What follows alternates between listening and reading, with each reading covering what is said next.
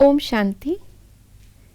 आज 1 अगस्त 2022 है और इस मास में बाबा हम ब्राह्मणों का ध्यान संपूर्ण पवित्रता के लक्ष्य की ओर खिंचवा रहे हैं, क्योंकि यही हमारी मूल धारणा है, यही इस ब्राह्मण जीवन की नवीनता है।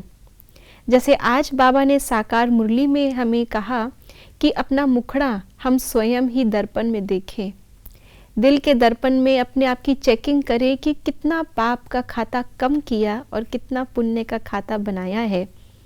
तो आइए आज के अव्यक्त इशारों से भी थोड़ा और सूक्ष्मता में पवित्रता की महानता को समझते हैं और स्वयं की चेकिंग के पॉइंट्स भी देखते हैं। पवित्रता संगम युगी ब्राह्मणों के जीवन की महानता है।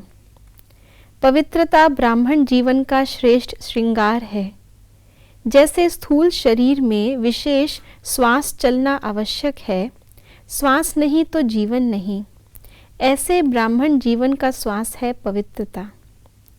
21 जन्मों की प्रारब्ध का आधार अर्थात फाउंडेशन पवित्रता है।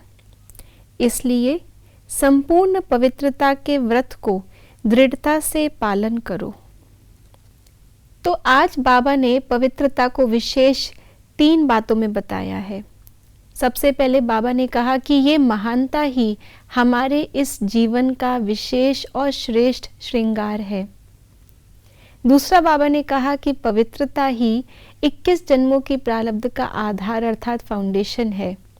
और बाबा ने साथ साथ ये भी कहा कि ये पवित्रता ही ब्राह्मण जीवन का श्वास है, क्योंकि ब्राह्मण अर्थात वो आत्माएं जो पवित्रता के व्रत का पालन करती हैं, जिनका जन्म पवित्र हुआ है, जो पवित्रता की दुनिया को अपने पवित्र कर्मों से, पवित्र संकल्पों से स्थापित कर रही है।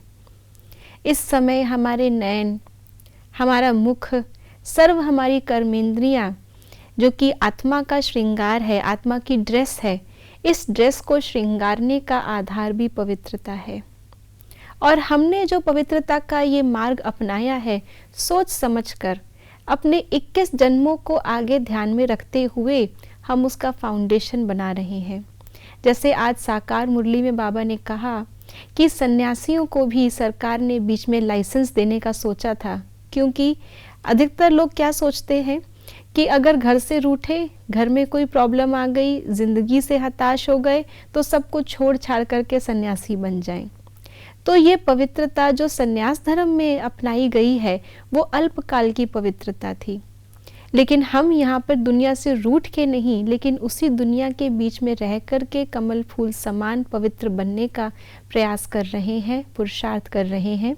और इसी पवित्र पुरुषार्थ से आगे 21 जन्म हमारे पवित्र दुनिया में होंगे।